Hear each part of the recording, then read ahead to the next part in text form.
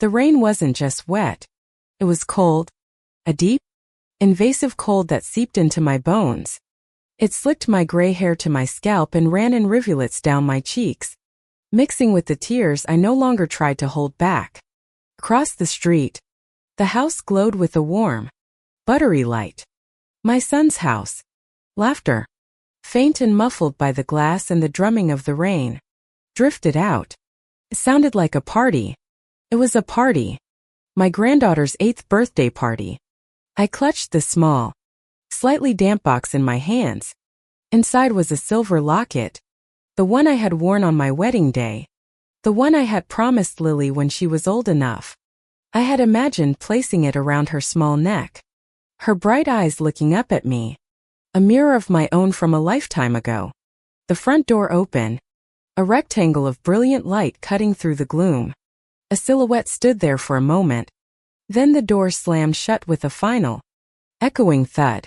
The sound hit me harder than the cold. It was the sound of a final word. An argument ended. A door closed not just on a house, but on a life. My life. I stood there, a ghost in the downpour, watching the warm little world that had no more room for me. My son was in there. He knew I was out here. And he did nothing. But that was the end. To understand the end, you have to go back to the beginning. 6 months earlier, when the sun was still warm on my garden and my world still made sense.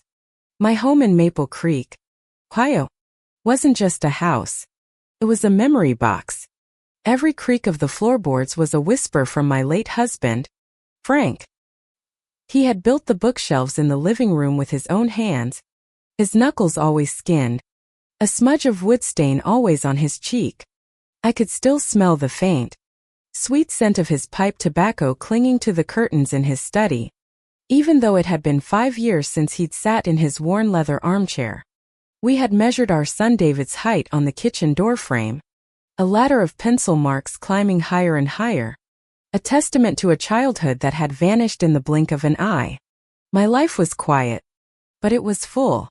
I had my garden, a riot of stubborn roses and cheerful daisies that I coaxed from the Ohio soil each spring.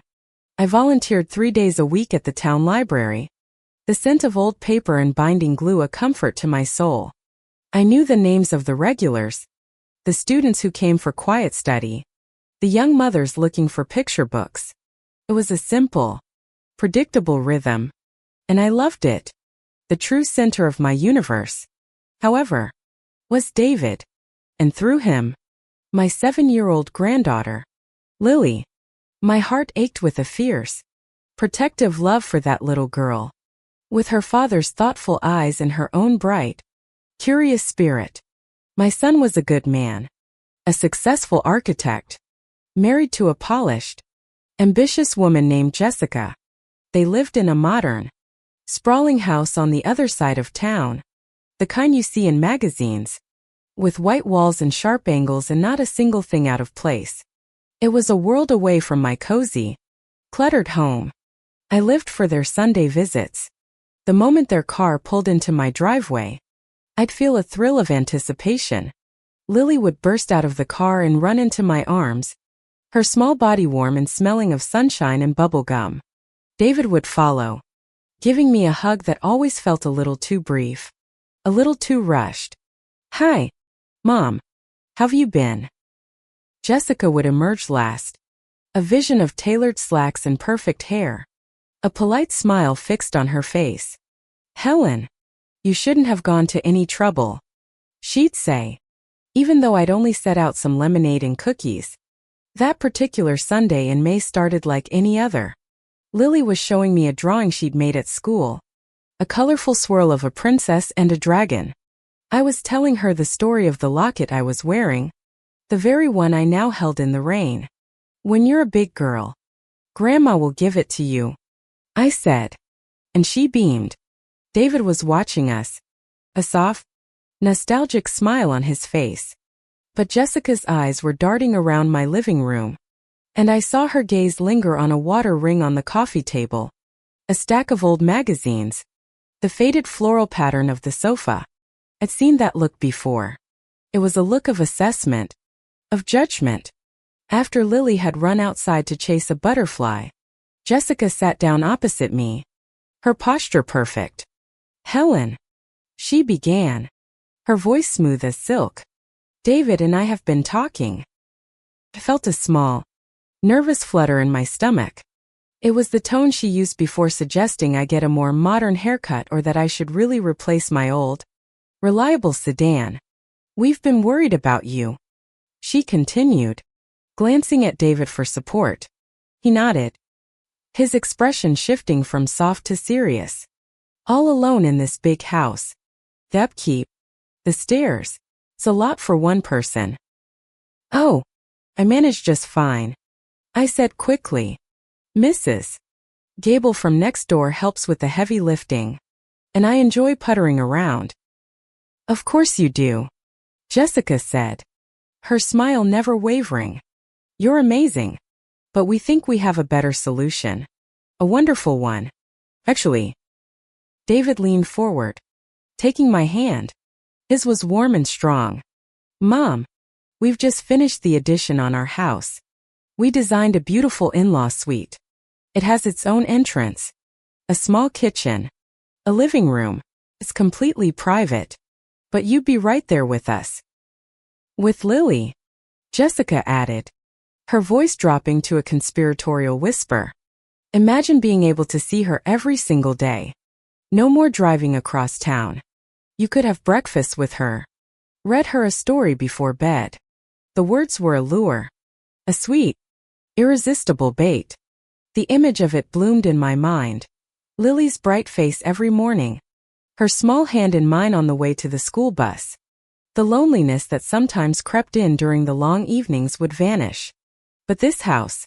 My eyes traveled around the room, landing on the framed photo of Frank and me on the mantelpiece. We were young, laughing, standing on the porch of this very house the day we bought it. Selling it felt like a betrayal. It felt like packing Frank away in a box and putting him in storage. "I don't know," I whispered, my voice thick with emotion. "This is my home. It's all I have left of your father." David squeezed my hand. "Dad would want you to be happy, Mom. He'd want you to be safe and looked after. He wouldn't want you to be lonely." He looked at me, his eyes earnest and pleading. "We want you with us. I want you with us." That was it. That was the sentence that sealed my fate. My son wanted me. How could I say no to that? The practical objections, the sentimental attachments, they all faded in the face of that simple, powerful need to be wanted by my child. So I ignored the tight knot of apprehension in my chest. I ignored the small, warning voice that sounded suspiciously like Frank's. I looked at my son's hopeful face, at Jessica's triumphant smile, and I nodded. "Okay," I said, the word feeling foreign on my tongue. "Okay, I'll do it."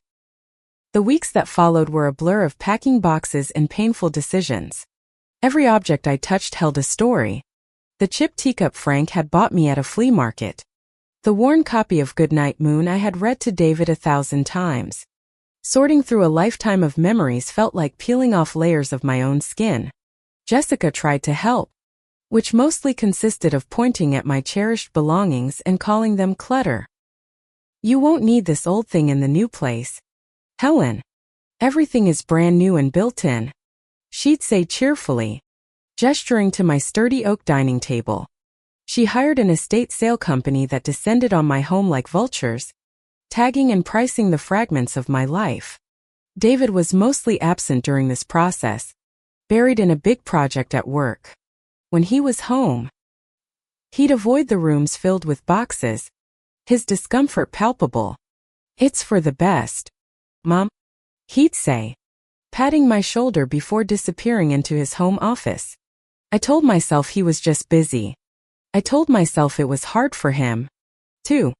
I clung to the promise of the new life, the daily presence of Lily, the feeling of being part of a family again.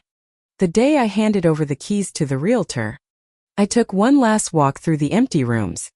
The echoes were deafening. The pencil marks on the doorframe had been painted over.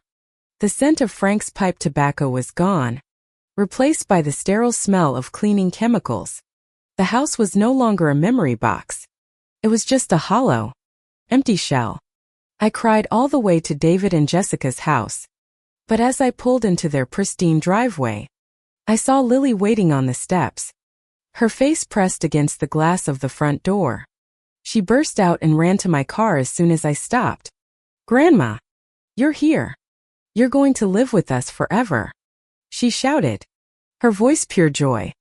Her hug was a balm on my raw-scraped heart. As I held her, I looked up at the sleek, modern house. This would be my home now. I would make it a home. For Lily. For David. I would make it work. I had to. The in-law suite was exactly as they described it.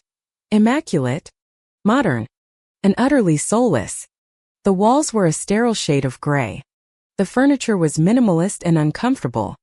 There was a small, gleaming kitchenette with an induction cooktop I didn't know how to use. It was beautiful, I suppose, in the way a hotel room is beautiful.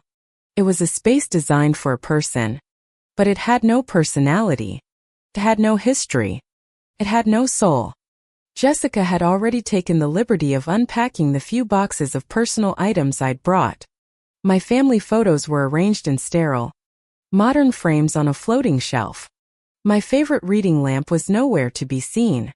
"I got you a new one that matches the decor," Jessica announced brightly, pointing to a severe-looking metal lamp in the corner. "Isn't it chic?"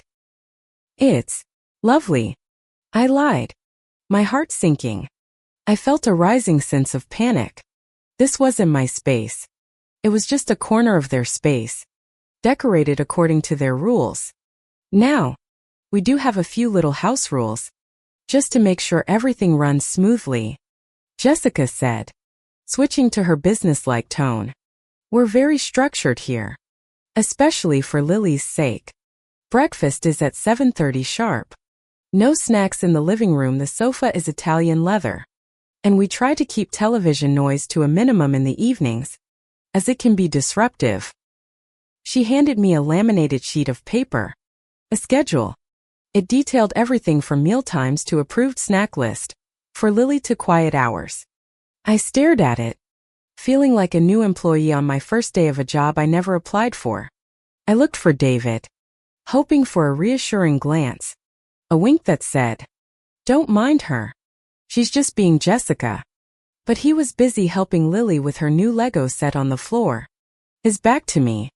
He was already retreating into his own world, leaving me to navigate this new, alien territory with his wife. That first night, I lay awake on the strange, firm mattress, listening to the unfamiliar sounds of the house. There was no comfortable creak of old wood, no gentle sigh of the house settling. There was only the low, electronic hum of the air conditioning and the distant, muffled sound of David and Jessica's television. I felt a profound sense of dislocation, as if I had been unplugged from my own life and plugged into someone else's. I clutched the pillow and squeezed my eyes shut, picturing my little house, my garden, my worn armchair. I had given up my kingdom, a place where I was queen, for a small, gray, sterile room in someone else's castle, and I was already beginning to feel like a prisoner. The first week was a masterclass in smiling through gritted teeth. I told myself it was an adjustment period, a settling in. I was the guest, the newcomer. It was my job to adapt, to be flexible, to blend in. But every attempt I made to carve out a small piece of myself in that house was met with a gentle but firm correction from Jessica. My cooking, once a source of pride and a language of love, became a point of contention. One morning, I woke up early, the memory of weekend breakfasts with a young David fresh in my mind. I decided to make my famous buttermilk pancakes from scratch. The familiar ritual of sifting flour and whisking eggs was a comfort, a small act of rebellion against the sterile grayness of my suite. The smell soon filled the kitchen, warm and sweet. Lily was the first to appear, her nose twitching. "Pancakes, Grandma," she cheered, clambering onto a kitchen stool. Then Jessica walked in, dressed in sleek athletic wear. She stopped short, her perfectly sculpted eyebrows rising. "Helen, what is all this?" "Just making some pancakes for breakfast," I said, trying to keep my voice light. She walked over to the counter and picked up the bag of all-purpose flour, holding it between two fingers as if it were contaminated. "Oh, it's just, we don't really do white flour. Or sugar. David and I are trying to cut down on simple carbs. And Lily has a gluten sensitivity we're monitoring." I had never heard of Lily having a gluten sensitivity. She had eaten my cookies and cakes her entire life with nothing but a happy, sticky smile. "I can make her a smoothie with kale and spirulina," Jessica said, already pulling a high-powered blender from a cabinet. She turned to me, her smile a bright, heart thing. "It's so sweet of you to want to cook, Helen. But you don't have to. Really. I have a meal plan all mapped out for the week. It makes things so much easier." David shuffled in a few minutes later, drawn by the smell. "Pancakes? Smells like my childhood," he said, smiling at me. For a moment, my heart lifted. But then Jessica handed him a tall green smoothie. "Here, honey. Much healthier. Remember what Dr. Evans said about your cholesterol." David took the smoothie without protest. He glanced at the golden brown stack of pancakes I'd placed on a plate. A flicker of something longing? Regret? In his eyes. Then it was gone. "She's right.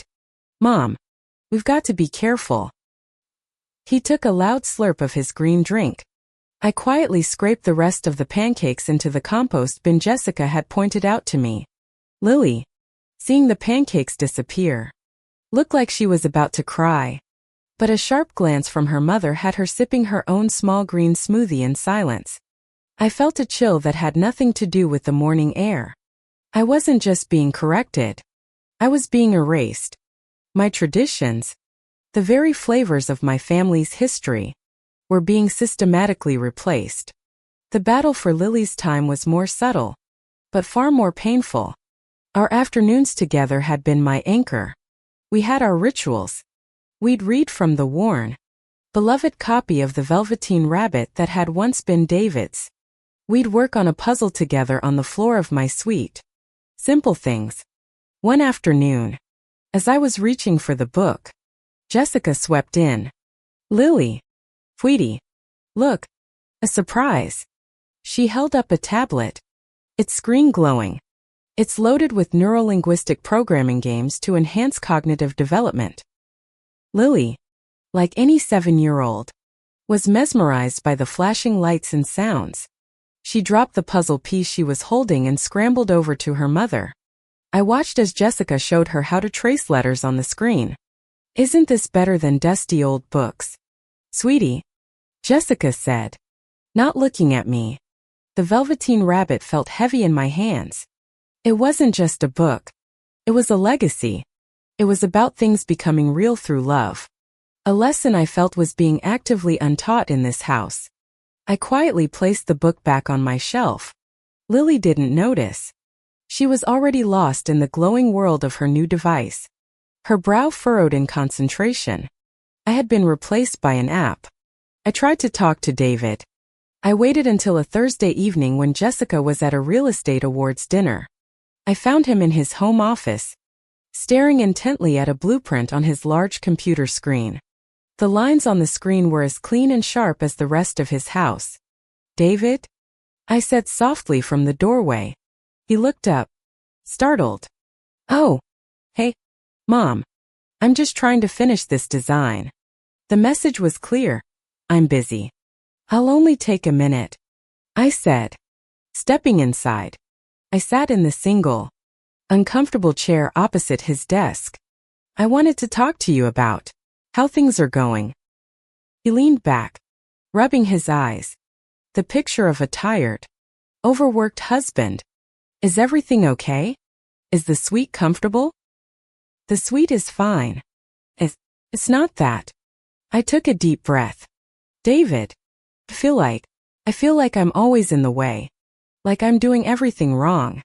Jessica has so many rules. He sighed. A long, weary sound that grated on my nerves. Mom, Jessica's just organized. She likes things a certain way. It's how she manages to juggle her career and the house and everything. It's not personal. It feels personal. I insisted, my voice trembling slightly. It feels personal when she throws out the food I make. It feels personal when she tells me the books I read to Lily are dusty and old. I feel like a stranger here.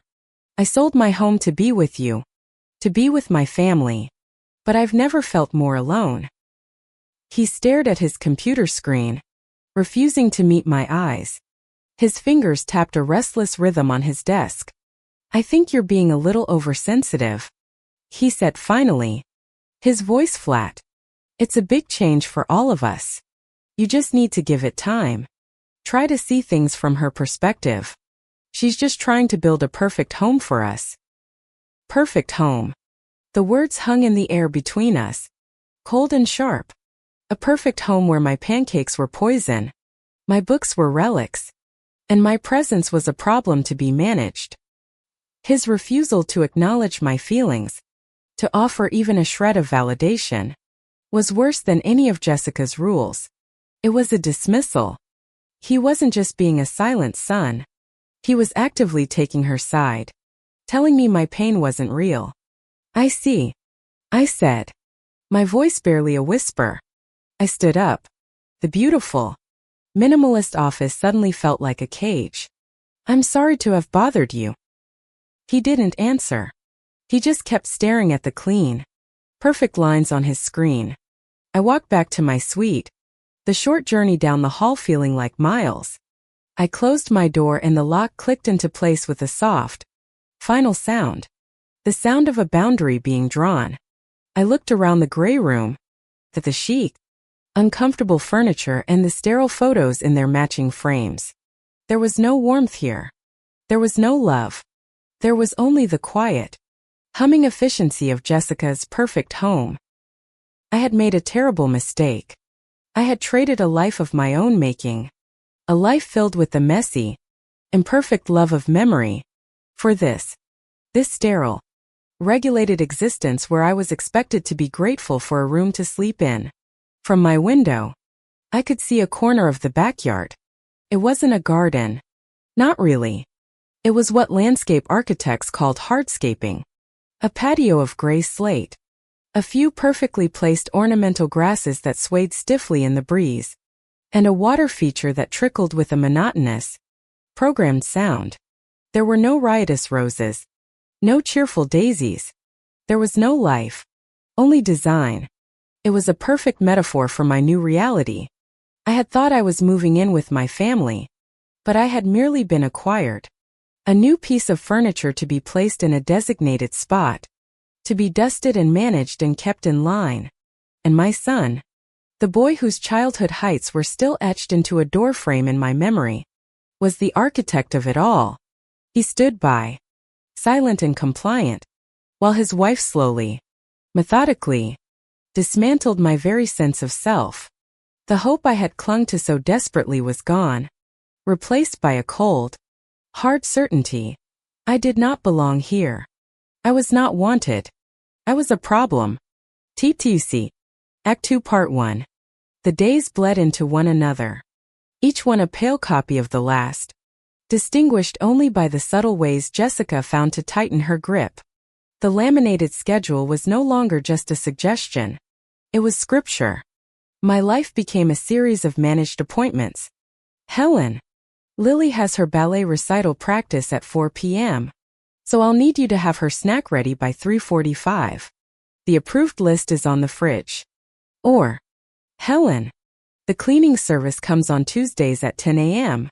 Please make sure your suite is tidied and you're out of their way. I was no longer a grandmother living with family. I was unpaid staff with a nice room. My attempts to connect with the outside world were subtly thwarted. I'd make plans to have lunch with my old friend and neighbor, Eleanor Gable, only to have Jessica announce a last-minute family activity that couldn't possibly be missed, like a trip to a farmer's market to buy organic kale. When Eleanor called, Jessica would often answer the main house phone. "Oh, Helen's just resting now," she'd say in a hushed, concerned voice. "She's been a little tired lately. I'll be sure to tell her you called."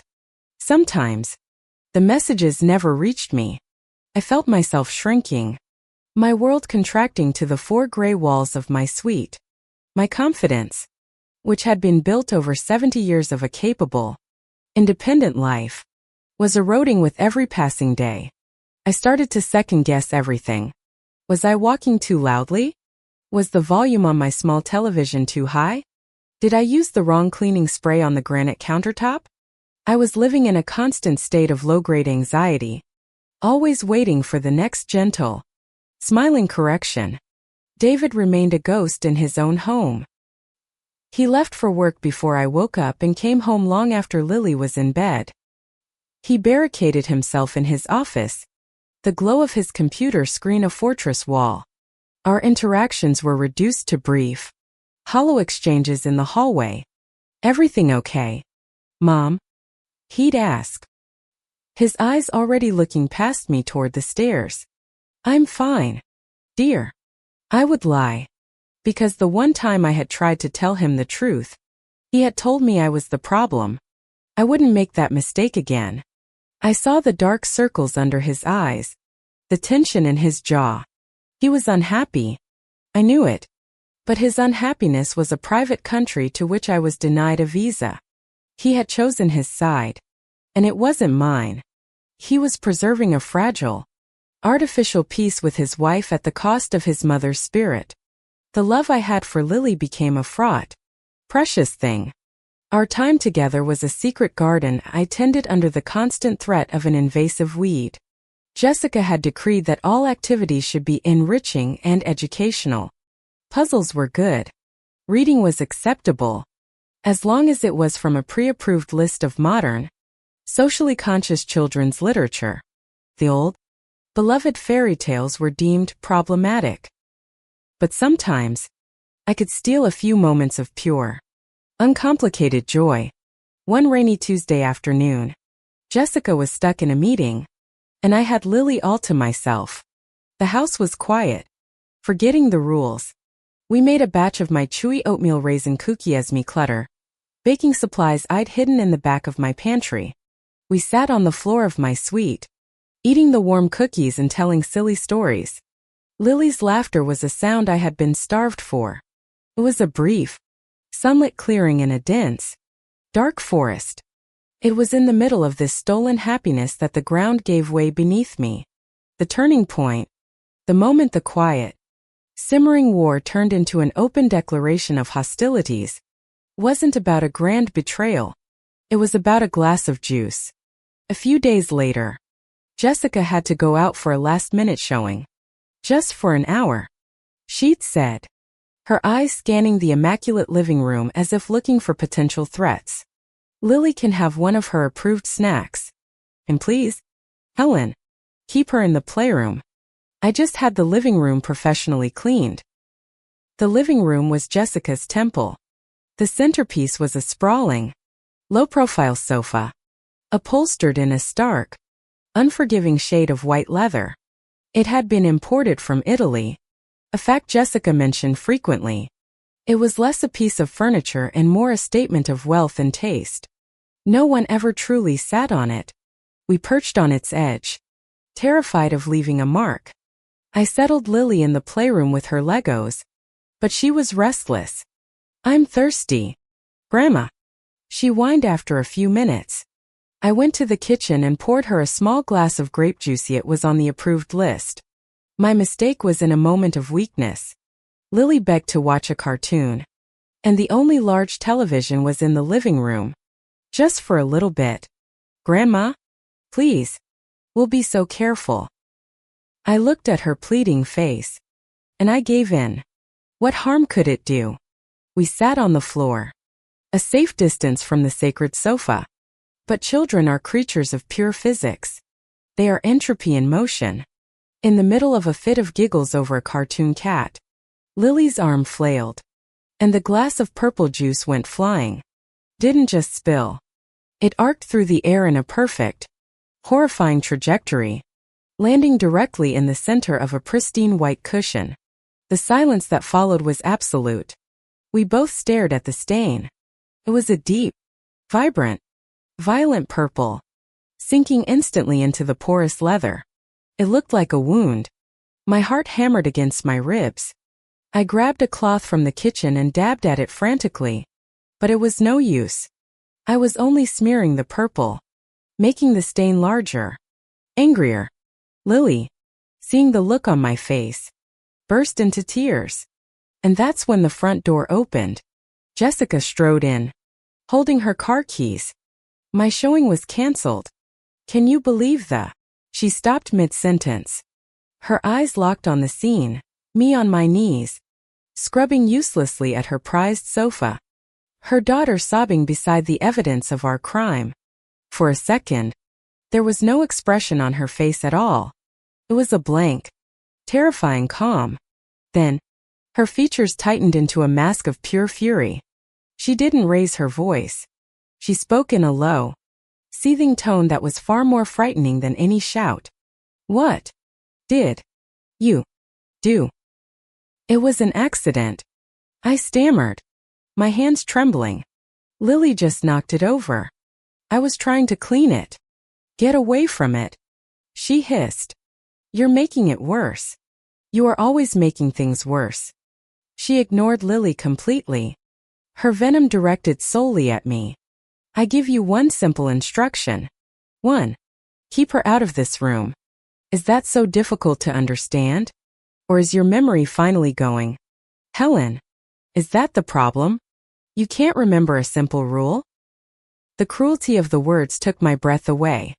She was speaking to me not as a mother-in-law, not as the grandmother of her child, but as a senile, incompetent nuisance. It was my fault. Lily wailed. I'm sorry. Mommy. Jessica didn't even look at her. Go to your room. She snapped. Lily fled, her sobs echoing down the hall. Jessica turned back to me. I was still on the floor, feeling small and old and utterly humiliated. This sofa, she said, her voice shaking with rage, cost more than every piece of dusty, broken down furniture in that sad little house you sold. You have no idea what it is to have nice things, to build something beautiful and perfect, because all you know is clutter and decay. Her words were like stones, each one hitting a soft, vulnerable part of me. I felt the hot sting of tears in my eyes, but I refused to let them fall. That was when David came home. He walked in, saw the tableau of his enraged wife and his devastated mother, and he stopped dead. His eyes went from Jessica's face, to the purple stain, to me. What's going on? He asked, his voice weak. What's going on? Jessica spat, turning on him. Is that your mother, who I graciously invited into my home, has just ruined a $10,000 sofa because she is incapable of following a simple instruction?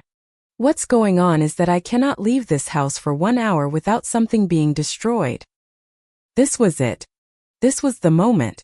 I looked at my son, my heart in my throat, praying he would see my humiliation, that he would step forward and defend me, that he would say, Jessica, that's enough. She's my mother. He looked at the stain, then back at his wife's furious face. He ran a hand through his hair, the picture of a man caught in a trap. Jess, let's just calm down, he said, his voice placating. He took a step toward her. Not me. I'm sure it can be professionally cleaned. Just a sofa. His words were meant to soothe her, but they were a knife in my heart. Just a sofa. He wasn't defending me. He was minimizing the problem to manage his wife's anger. He didn't look at me. He didn't offer me a hand to help me up. He didn't acknowledge the vicious, personal attack I had just endured. In his desperate attempt to avoid a real confrontation, he had rendered me invisible. He had validated her rage by focusing on the object, not the person. In that moment of his calculated cowardice, everything became crystal clear. I was not being oversensitive. I was not imagining the hostility. I was living in the home of a woman who despised me, with a son who would stand by and watch her tear me to shreds just to keep his own life quiet. The silence I had feared was now a living thing. And it had a name, David.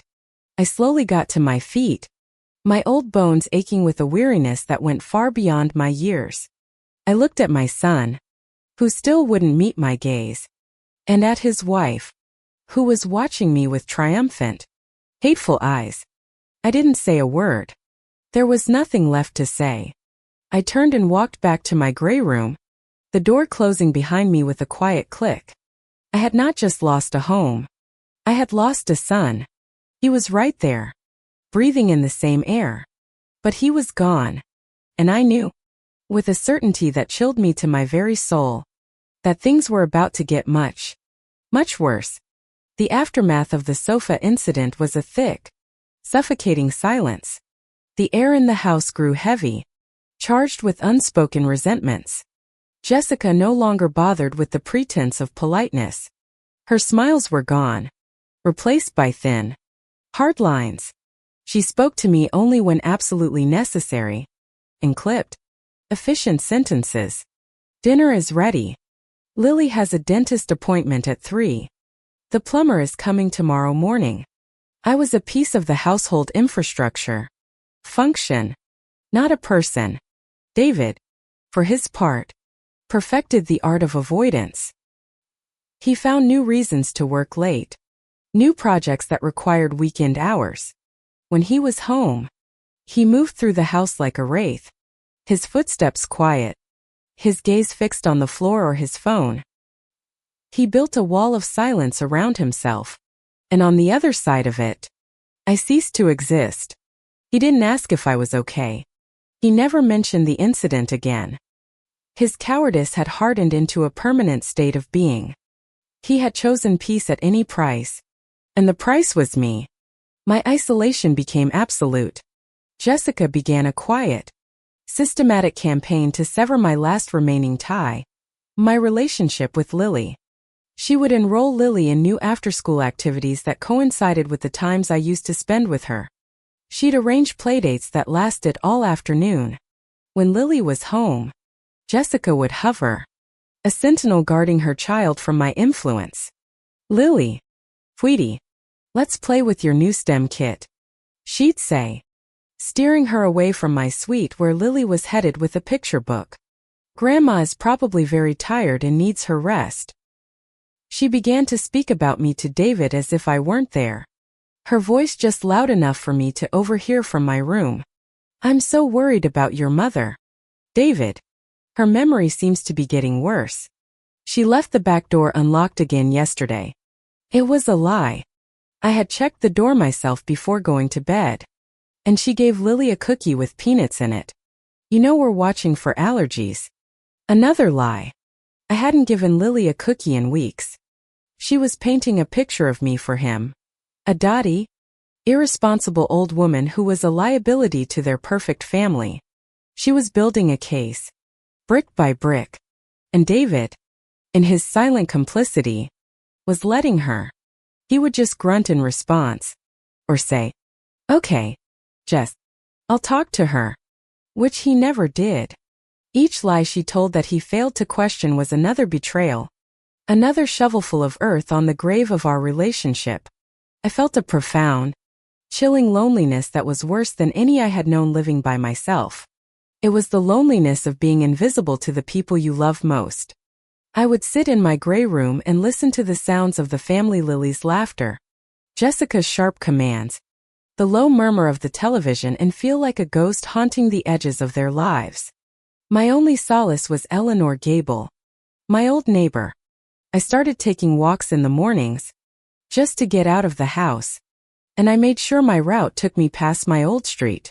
One morning, Eleanor was out, watering her petunias.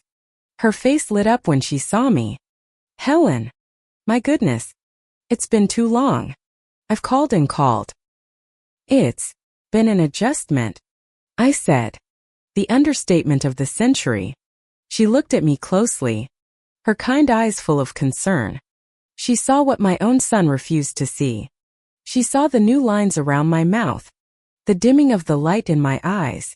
You've lost weight, she said, her voice soft. Is everything all right over there, dear? The simple, honest question was almost my undoing. I felt my composure crumble. The dam of stoicism I had so carefully constructed began to crack. Oh, Eleanor, I whispered, my voice breaking. She put down her watering can and took my hand. Her hand was warm and dry, wrinkled with age, and it felt like the first genuine human contact I'd had in months. Come in, she said. Let's have a cup of tea, the real kind, with sugar and no kale in sight. Sitting in her cozy, familiar kitchen, surrounded by the comforting clutter of a life well lived, I told her everything. The words poured out of meth rules, pancakes, the sofa, the lies. I told her about David's silence, the way he looked through me, the way he had abandoned me in my own emotional shipwreck. When I finished, tears were streaming down my face. I wasn't just crying for my own pain, but for the loss of the son I thought I knew. Eleanor listened without interrupting. She just refilled my teacup and pushed a plate of shortbread cookies toward me. When I was done, she shook her head slowly, her expression a mixture of pity and righteous anger. That woman, she said, her voice tight, is a viper. And David, Frank would be so ashamed of him, so utterly ashamed. Hearing her say it, hearing my own secret, terrible thoughts spoken aloud, was both devastating and liberating. It was real. I wasn't being oversensitive. I wasn't crazy. I was a victim of a slow, cruel, emotional siege. What are you going to do? Eleanor asked. What can I do? I said, my voice hollow. I have nothing.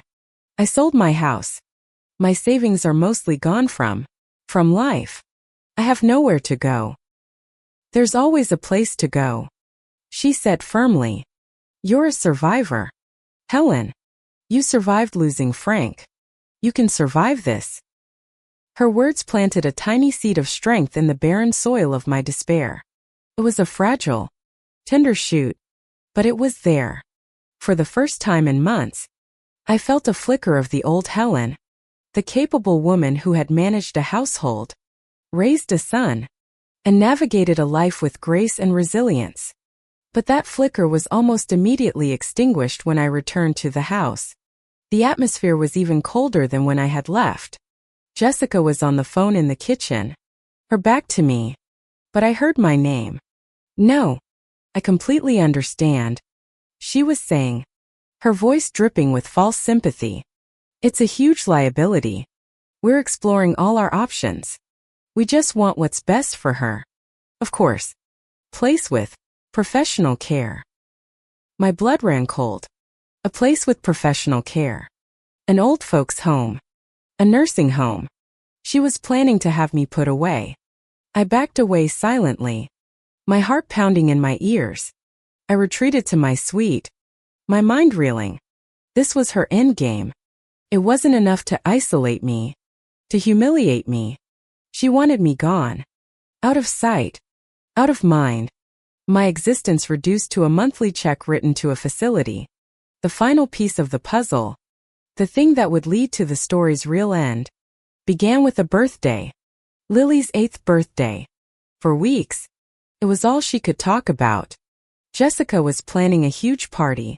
A fairy garden theme, complete with a professional entertainer and custom decorations. It was another production. Another chance for Jessica to display her perfection. But all I could think about was the cake. Ever since David was a little boy, I had made the same cake for his birthday. A simple, 3-layer yellow cake with rich, dark chocolate frosting. It was a family recipe, passed down from my own mother. When Lily was born, I started making it for her, too. It was our tradition. It was a tangible piece of our family's love story. In the Cold War of that household, baking that cake felt like a final, desperate act of defiance. It was a way of saying, "You have not erased me completely. Our history still matters." A few days before the party, I found Lily sitting alone in her room, looking uncharacteristically sad.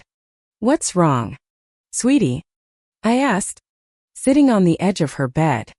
"Mommy says I can't have your special chocolate cake for my birthday," she said, her lower lip trembling. "She said it doesn't match the party's colors." It was so petty, so needlessly cruel, that I almost laughed. "The colors?" I asked. "Yeah. The fairy garden is all pink and green and lavender." She said brown chocolate cake is ugly. I looked at my granddaughter's disappointed face, and something hardened inside me. This wasn't about colors or themes. This was about power. This was about Jessica erasing one more piece of me from their family narrative. "Don't you worry," I said, patting her hand. "Grandma will figure something out." I would not be defeated by a color scheme. On the morning of the party, while Jessica was busy directing the decorators in the backyard, I went to work. I baked the cake. The familiar, comforting smell filled my small suite, a pocket of warmth and memory in the cold, sterile house. I frosted it with the dark, glossy chocolate, the recipe known by heart. It wasn't just a cake. It was my heart on a plate. It was a declaration of love. It was a testament to the fact that I was still Lily's grandmother, and that some traditions were more important than aesthetics. I knew it was a risk. I knew it would provoke a confrontation. But I was tired of being silent. I was tired of being afraid. Eleanor's words echoed in my head. "You're a survivor, Helen." As the guests began to arrive, I waited. I kept the cake hidden in my suite. I would bring it out when it was time to sing happy birthday. I would give Lily that one piece of our shared history, no matter the consequences. I was no longer just trying to survive in their house. I was fighting for my right to exist within my own family. And I had no idea that this one simple act of love would be the catalyst for my final, brutal expulsion. TTC. Act 2 Part 3. The party was a spectacle of curated perfection. The backyard had been transformed into an ethereal wonderland of pastel ribbons, twinkling fairy lights, and artfully arranged moss. A young woman dressed as a fairy queen led a group of squealing 8-year-olds in a series of organized games. Parents stood in small, polished groups, sipping pastel-colored cocktails and making appreciative noises about the decor. Jessica moved among them, a radiant, smiling hostess, her every gesture a testament to her flawless taste and effortless control. David played his part, too. He manned the high-tech grill, flipping organic, free-range mini burgers. He smiled. He laughed. He chatted with the other fathers about lawn care and stock portfolios. To an outsider, they were the perfect family, living the perfect life in their perfect home. I watched from the doorway, a gray ghost at the edge of the vibrant tableau. I felt a million miles away. I saw Lily in the center of it all, her face painted with glitter, a crown of silk flowers on her head. She was laughing, but every so often, her eyes would find mine, and she'd give me a small, secret wave. That was my fuel. That was the reason I was standing here. My heart a nervous drum against my ribs, waiting for the right moment. Finally, the time came. The fairy queen announced it was time for cake. Jessica clapped her hands with practiced delight and disappeared into the house. I knew this was my cue. I slipped back into my suite. The chocolate cake sat on my small counter, a dark, unashamedly brown monument to love. It was heavy, solid, real. I took a deep breath, lifted the platter, and walked out of my suite and toward the back patio. I emerged into the sunlight at the exact moment Jessica came from the main kitchen. She was carrying a confection that looked like it belonged in a museum.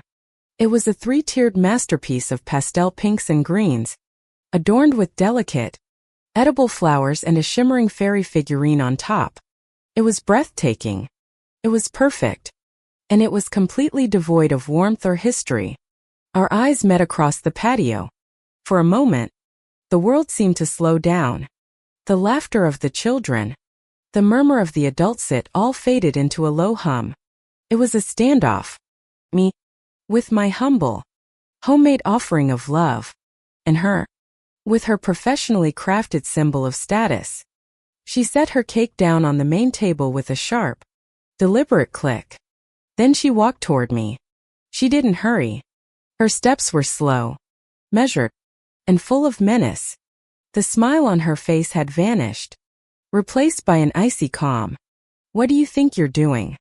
she whispered, her voice a venomous dart meant only for me. "It's Lily's birthday cake," I said, my own voice surprisingly steady. "It's the one I always make for her." "I told you," she hissed, her eyes blazing. "That cake does not fit the theme. It's ugly. It doesn't belong here." "It's not about the theme, Jessica," I said, clutching the platter tighter. "It's about tradition. It's about family." A few of the nearby parents were beginning to notice the tension. Conversations faltered. Heads turned. Jessica saw it, and a flash of fury crossed her face. Her perfect party was being threatened. Her control was slipping. "Family?" she said, her voice rising just enough for others to hear, tinged with a note of theatrical disbelief. "You want to talk about family? You, who undermine me at every turn. You, who can't be trusted to watch my child for a single hour without causing a disaster. You, who are a constant, heavy weight on this entire household." The public nature of the attack was stunning. My face flushed with heat. I could feel the curious, pitying stares of strangers. I looked past Jessica, searching for David. He was standing by the grill, spatula in hand, frozen. He was watching the whole thing unfold, his face pale and slack with indecision. He looked like a man watching a car crash, paralyzed and useless. "Give me the cake, Helen," Jessica commanded, holding out her hand. I shook my head. No. That single word, that small act of defiance, was the spark that ignited the explosion. Her face twisted into a snarl of pure rage.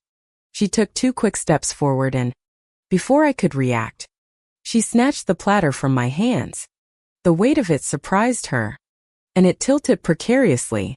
For a second, I thought she would just carry it away. But she didn't.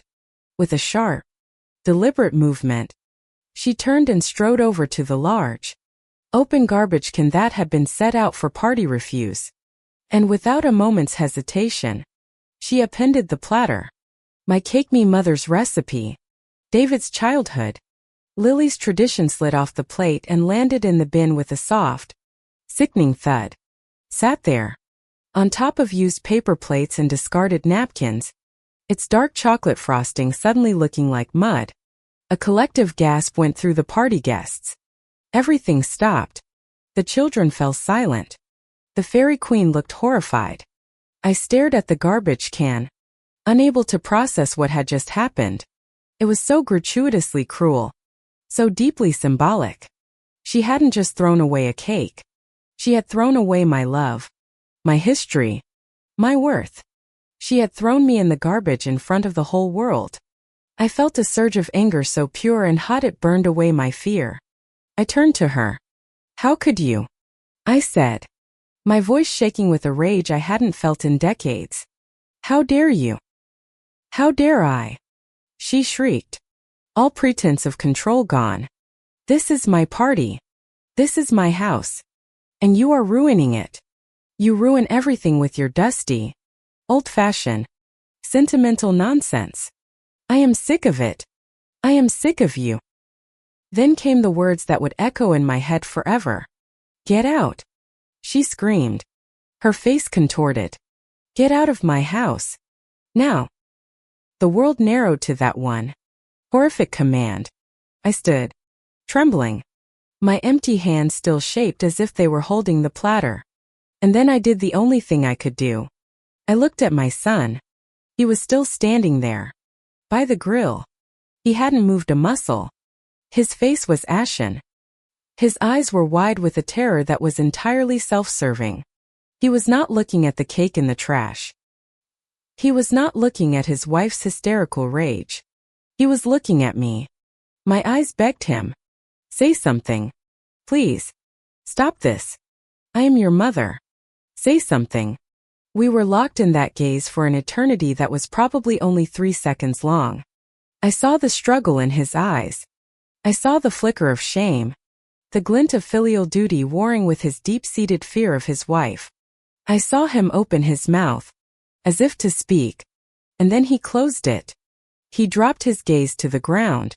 He turned his head away, just slightly, looking at a patch of perfectly manicured lawn, as if it were the most interesting thing in the world. He said nothing. He did nothing.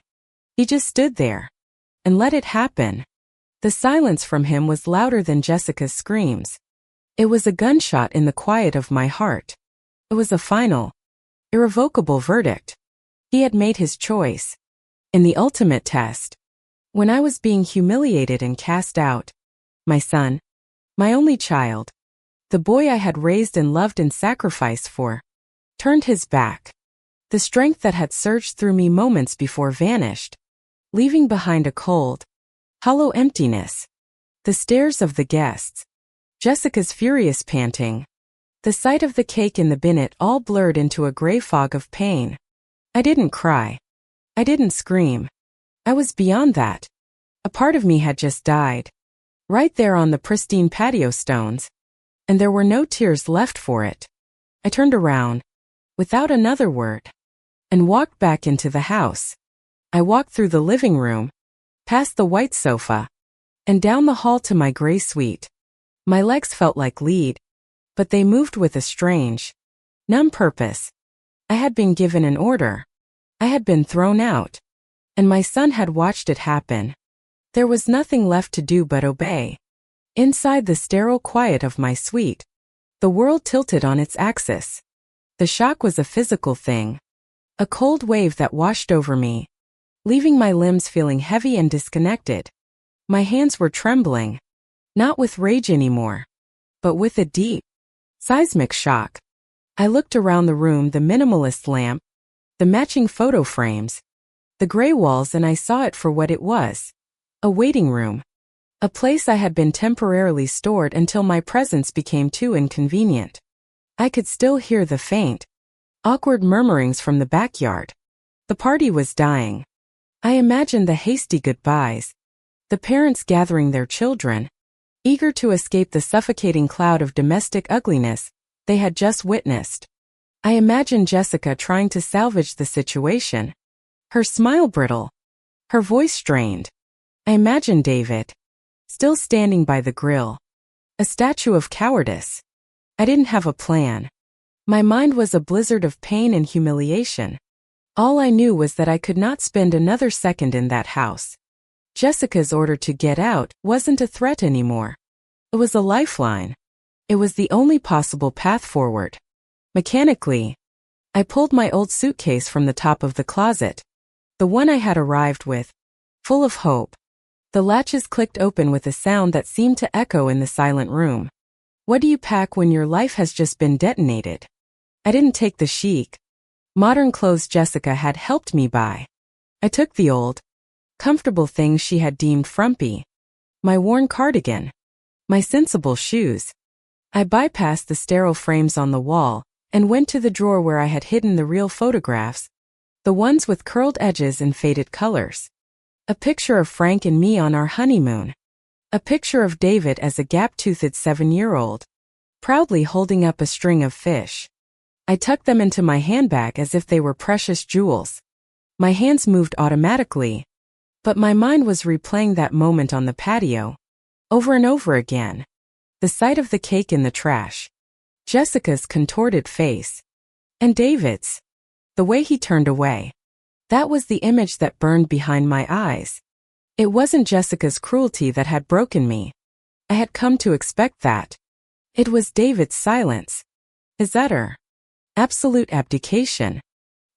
He hadn't just failed to protect me. He had actively participated in my expulsion through his inaction. He had held the door open for my humiliation.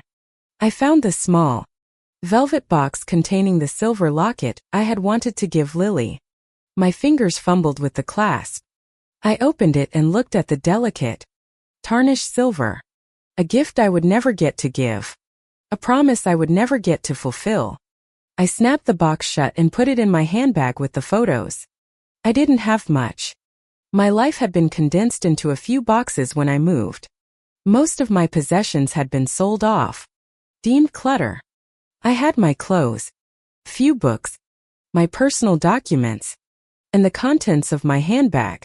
I zipped the suitcase. It felt pathetically light. A 70-year life, packed away in 20 minutes. I walked out of the suite and down the hall. The house was eerily quiet now. The party was over. Through the glass doors to the patio, I could see Jessica talking on the phone, her back to me, pacing furiously. David was nowhere to be seen. He was probably hiding in his office, nursing his shame. As I reached the front door, I heard a small voice. "Grandma?" I turned. Lily was standing at the top of the stairs, her face pale beneath the fading glitter. Her fairy crown was crooked. The joy of her birthday had been stolen, replaced by a confusion and fear that tore at my heart. "Where are you going with your suitcase?"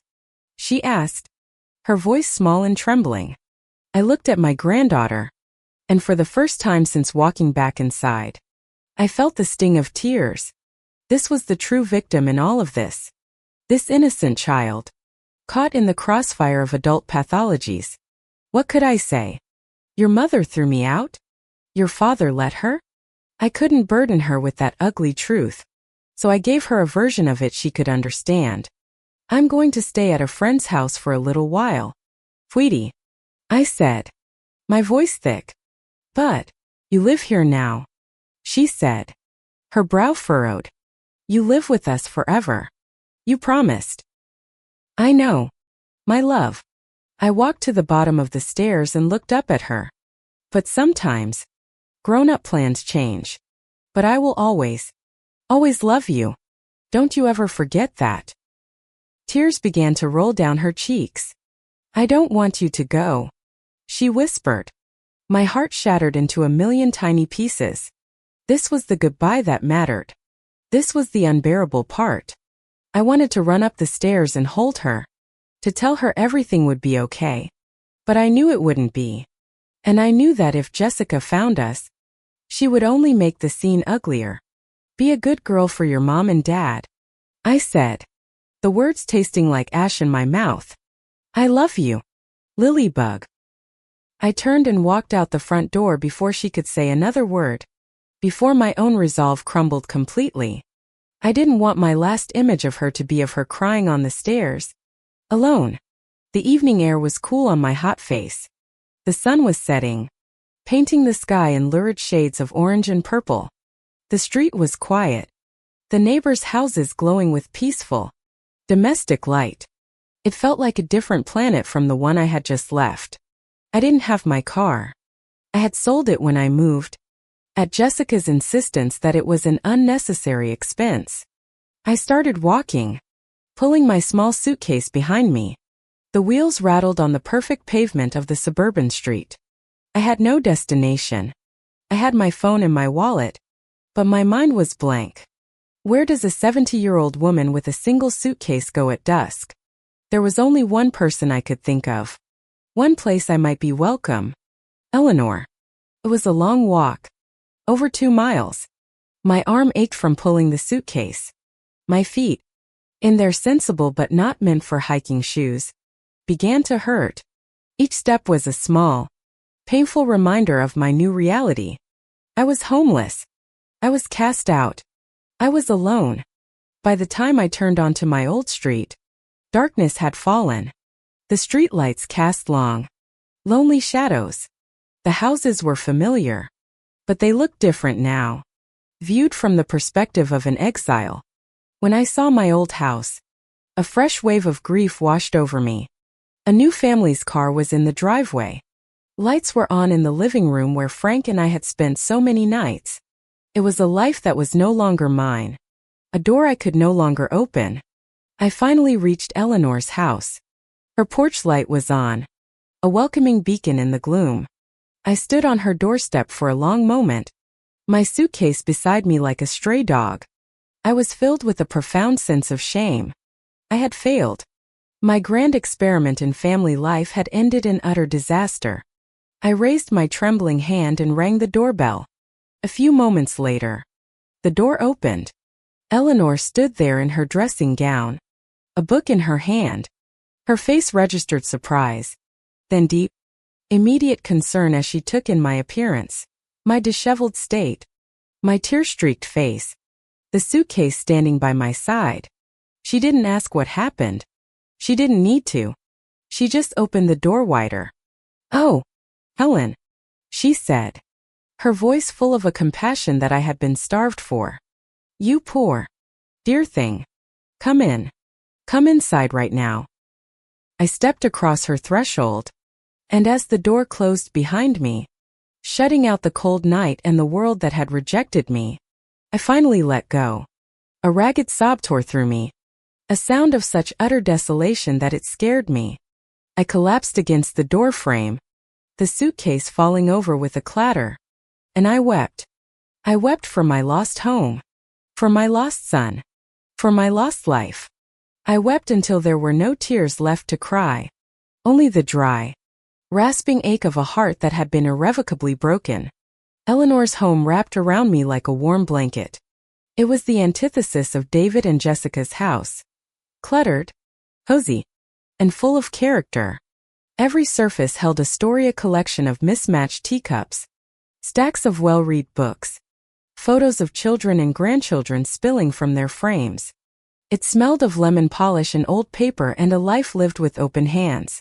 She led me to her spare bedroom, a small, cheerful room with a floral quilt on the bed and ruffled curtains on the window. She didn't press me for details. She simply saw my pain and gave it a safe place to land. She brought me a cup of hot, sweet tea that warmed my shaking hands and a fresh nightgown that smelled faintly of lavender. "You stay as long as you need, Helen," she said, her voice firm but kind. "This is a safe harbor." That night, I lay in the strange but comfortable bed, staring into the darkness.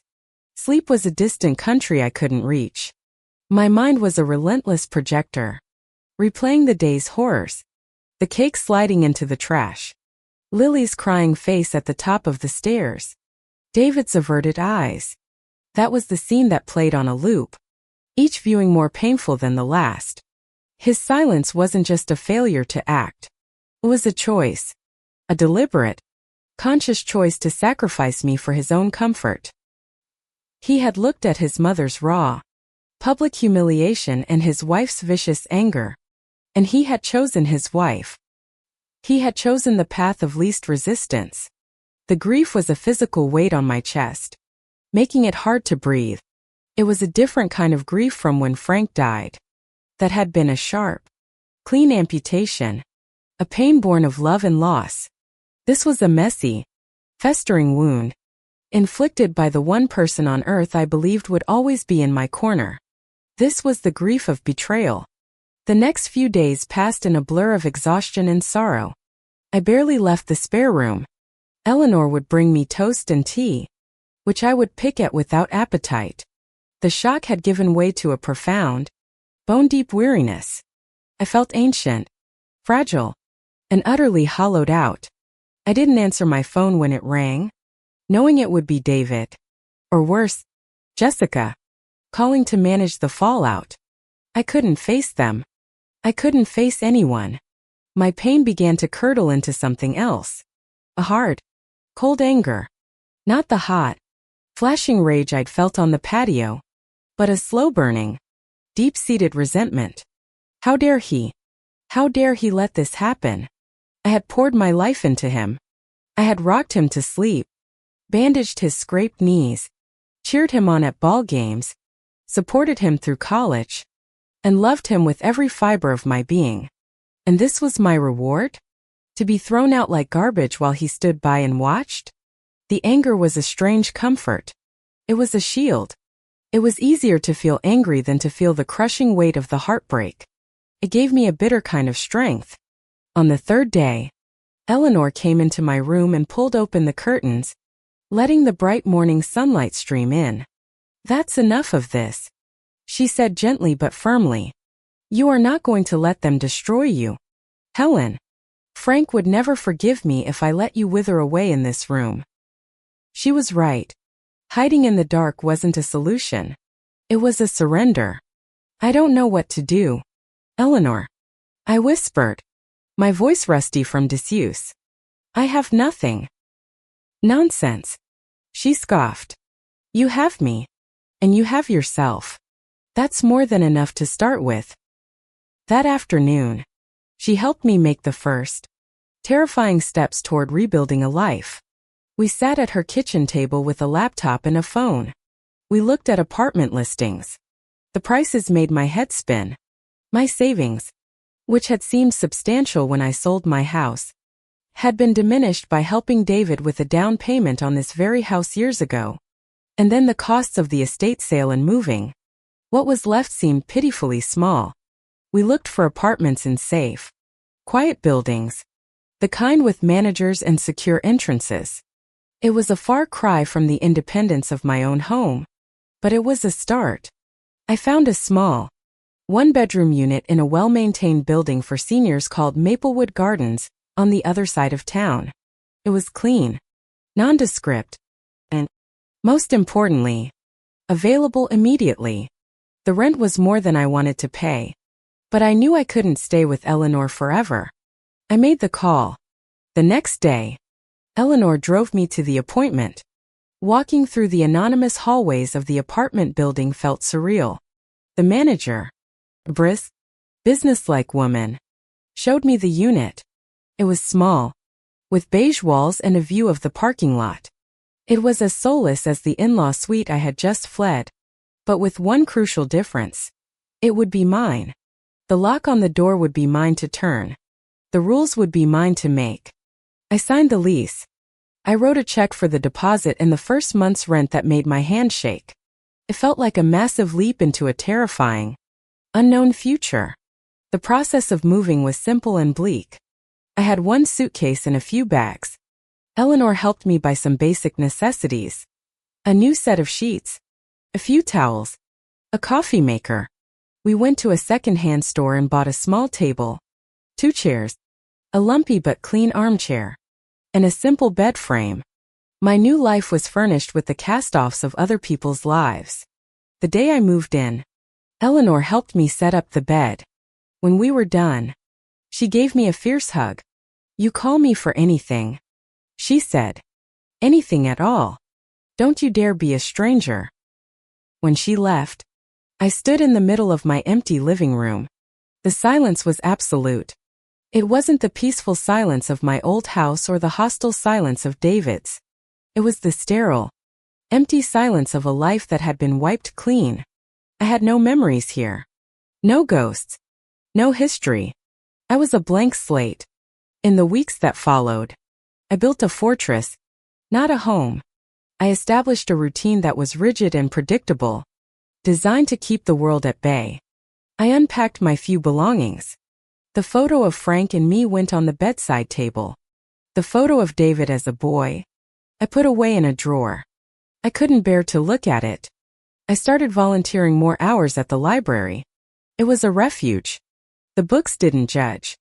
The quiet hum of the library was soothing.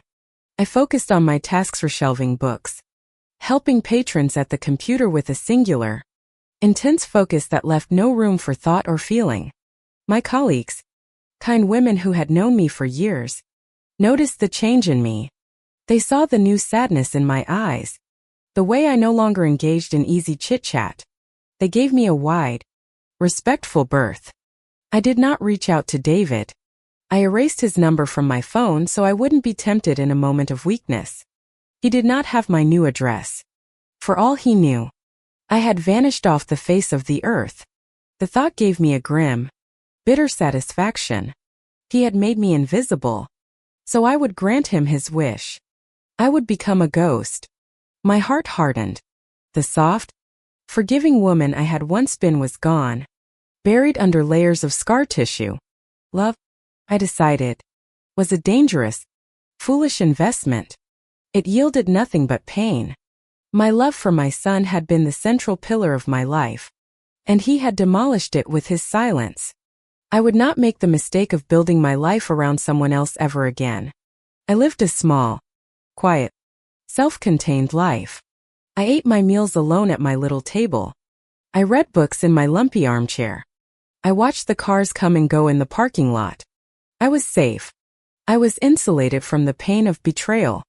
But I was also utterly, completely alone. The anger that had been my shield had also become my prison. Kept the pain out. But it also kept any possibility of joy or connection from getting in. One evening, about a year after the incident, there was a knock on my door. I never had visitors. My heart leaped into my throat. I crept to the door and looked through the peephole. It was David. He looked terrible. He was thin, haggard, with dark, hollowed-out eyes. His expensive suit was rumpled, his hair unkempt. He looked like a man who had been hollowed out from the inside. My first instinct was to pretend I wasn't home, to stand in the silence until he went away.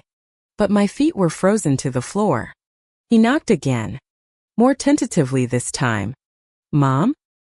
He called out, his voice thin and reedy. "Mom, I know you're in there. Mrs. Gable told me where to find you. Please, I need to talk to you." Eleanor. My one link to the past. Of course. I don't know why I did it. Maybe it was a flicker of morbid curiosity. Maybe it was a desire to see him face the consequences of his actions. I unlatched the deadbolt to sound that was loud in the quiet apartment and opened the door. He stood there, framed in the doorway, a ghost from a life I no longer claimed. The sight of him didn't stir the maternal ache I would have once expected. Instead, I felt a cold, clinical detachment, like a scientist observing a specimen. He had aged a decade in a year. The polished confidence he used to wear like a second skin was gone, replaced by a desperate, frayed anxiety. "Mom," he breathed, a wave of relief washing over his face as if he'd half expected to find an empty apartment. Can I come in?" I didn't move. I simply stood there, blocking the entrance to my small sanctuary. This was my space, built on the ashes of the life his silence had helped to burn. He was not welcome here. "What do you want, David?" I asked. My voice was flat, devoid of emotion. It was the voice I used at the library to answer factual questions. There was no warmth in it for him. His face fell at my tone. He had probably come expecting tears, or anger, or some grand, emotional scene. He was not prepared for this barren emptiness. I just wanted to see you, to talk." He looked past me into the apartment, his eyes taking in the sparse furniture, the bare walls. He was searching for something, maybe a sign of the mother he remembered. But there was nothing here for him to find. This was the home of a stranger. "We have nothing to talk about," I said. The words were simple, true, and final. A pained expression twisted his features. "Please, Mom, don't do this." He took a half-step forward, but I held my ground. "A lot has happened. My life, it's a mess." I waited, my silence a wall. I would not make it easy for him. I would not prompt him or soothe him or offer him the comfort he had so easily denied me. He took my silence as permission to continue, the words tumbling out of him in a desperate rush. "It all fell apart after you left. The guilt, it ate me alive. I couldn't sleep. I couldn't concentrate at work. I started making mistakes, missing deadlines. They let me go 6 months ago." He paused, waiting for a reaction. I gave him none. My face remained impassive. Jessica. She couldn't handle it. He continued, his voice cracking. She couldn't stand being married to a failure. She said I was a ghost in my own house. Always moping. Always lost in my own head. She said the man she married was gone. He let out a harsh, bitter laugh. She was right. He was. I thought of the cake in the garbage. Of my own public humiliation. The irony was so thick I could have choked on it. She took Lily and moved out 2 months ago. He said, his voice dropping to a whisper. She filed for divorce. She's in Columbus with her sister. I only get to see Lily every other weekend. She asks about you. The mention of Lily was a sharp, unexpected pang in the frozen landscape of my heart. It was the only thing that could still reach me.